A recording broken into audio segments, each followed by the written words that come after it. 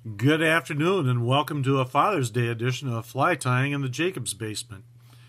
I'm thinking today about my father, Kermit Roy Jacobs. He's the man who inculcated in me a love of nature, the outdoors, and most especially of angling. At Christmas in 1958, he and my mother gave me this fly rod and this fly reel and a kit that went along with it. And that started an adventure that continues to this day. I can't thank them enough. Today, we're going to be tying a Harrop hairwing dun. Renee Harrop is a fly tyer and artist in Idaho. I think this is a brilliant design, but it's one of those flies that, again, doesn't get the circulation that I think it's due. It doesn't have the reputation. It creates a terrific mayfly silhouette and is adaptable with changes of color and so on to a number of different mayfly species.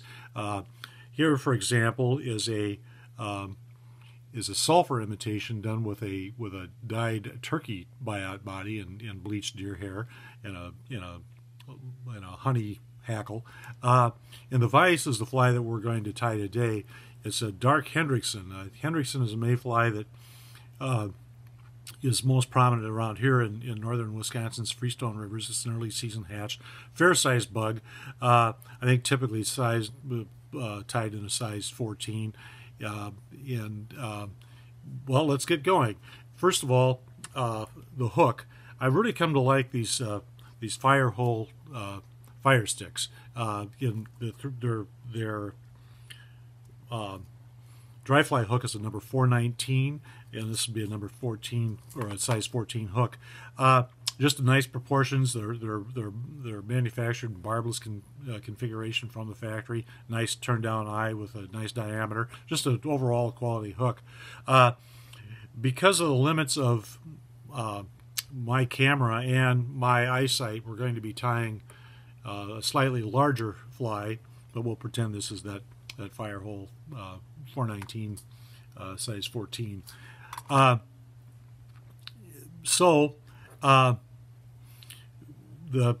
addition to the hook, of course, the other elements of this fly are these light done microfibrils or tailing fibers, is whatever you choose to call them. These are Wapsi packages them as mayfly tails in light done. The body will be this rust-colored polypropylene dry fly dubbing, which is probably just a little bit darker than the natural insect. I don't know if that's a disadvantage, but we'll try to lighten that up a little bit by the use of light Cahill unithread and 8/0. Our hackle is a dark badger in this case, and then the hair is comparadun hair, also in kind of a dull natural gray. So let's get rolling here. We'll start our thread at about 1/3 of the way down the shank.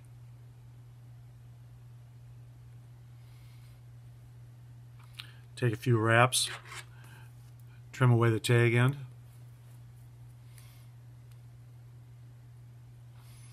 Wind back to, if you let go of the bobbin, that the thread will intersect where the barb was. And we'll trim a few, perhaps a half dozen or so of these fibers loose from the cemented end or its burned end. And these should be about the same length as the shank of the hook. So we'll transfer our measurement back to here into our material hand. Give the thread a few spins. We'll create a little bump on that thread too. That'll help trap it, and it'll help splay and lift the fibers into a more natural position. Something like that. All right. And we'll wrap forward with those. Secure them. Trim away the excess. Wrap those butts down completely. Then we'll start with our rust dry fly dubbing. It's about impossible to use too little of this at a time. it'll help you avoid creating too bulky a body, of course, but it also, the finer you spin this onto the thread, if you just barely color up the thread, you'll find that your flies will float better, that they'll be, that the yarn, which is hydrophilic but still has spaces that attract moisture, will perform better, and you won't sink the fly so prematurely. So we'll begin to wind forward.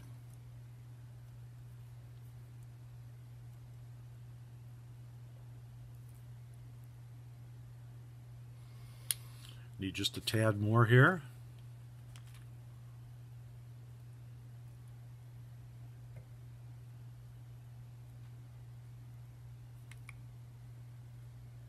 Again, we want to mimic the natural insect by creating a somewhat thicker abdomen as we come forward. There, I think we're about done with the abdomen. Then, time for our hackle. If you'll notice, the feather, as you go down the shank, gets webbier and webbier and webbier all along. We don't want that. That'll soak up water and won't be stiff enough to sufficiently support the fly on the water's tension. So we'll trim that about there, so about this length, or even a little more. Then I like to trim each side, the barbules close to the stem on each side. Some people just strip away the barbules right down against the stem, but I think that you can get a little better grab this way and secure that hackle a little better. We'll wind that in there. Then we're going to be winding that through dubbing, and this can be a fairly slender thing too, because you'll have the bulk of the hackle adding to the thorax too. So we'll just sort of enough to color up the thorax area underneath that hackle.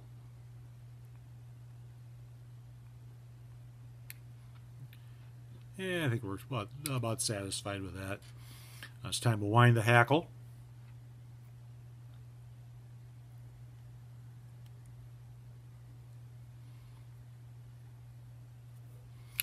You want to space the hackles as they come forward. Let a little of that color show through. So you'll end up typically getting about 4 turns of hackle in one of these, in a fly this size. We'll draw that up. Throw the thread behind it to trap it. Trap the hackle. Another wrap or so. Trim that short. Then I've previously trimmed some hair from the hide down against the butt, cleaned it. The hair has under fur in it. You can see it quite prominently in this patch. If you draw scissors through it at all or anything, you'll see this stuff. You don't want that either. It interferes with making a nice tight bundle. And we'll stack that hair up in this hair stacker. Draw it out. It pays to trim a little more off the hide than you think you're going to use, and then you can select. And sometimes you'll have some stragglers in there or broken hair that you want to get rid of anyway. So I'll discard a little of the excess hair until I get a bundle that I think I like.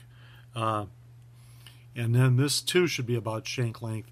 You want hair that doesn't flare too much, otherwise you'll end up with a fly that looks like a traditional elk caddis with a mayfly tail attached to it. But we'll get our measurement done here. Take this off camera for a second as I transfer it to my material hand. Trim these short and as square as I possibly can. Pinch that down.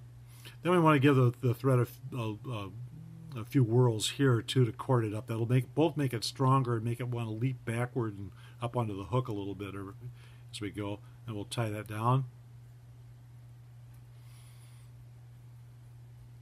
There we are. A couple of turns. We'll finish the fly forward of where the butt ends of the hair are. That'll help compact and pinch that hair to keep it in better attached to the fly. We'll do about a 4-turn whip finish here, ahead of the hair stubs. There we are. Trim away the thread. See that we've trapped a couple of of barbules up here too. We'll get rid of, trim those away. Then this is a fly that works best when the fly is sitting flush to the water. So you have your choice. You can either trim a V in the bottom of the hackle like that, but I prefer just to simply trim the hair flat across the bottom so that it sits flush on the surface. You'll find that these flies float well nonetheless. You can treat it with some dry fly floating if you want. And there you have it. A simple, effective pattern that takes not long to tie, mostly with the exception of the hackle tied with very inexpensive, readily available materials. I hope you've had a good Father's Day. To all you fathers out there, happy Father's Day. And to all you folks that may have neglected to think about your father today, it's not too late. Give him a call. Thank you. Have a good day.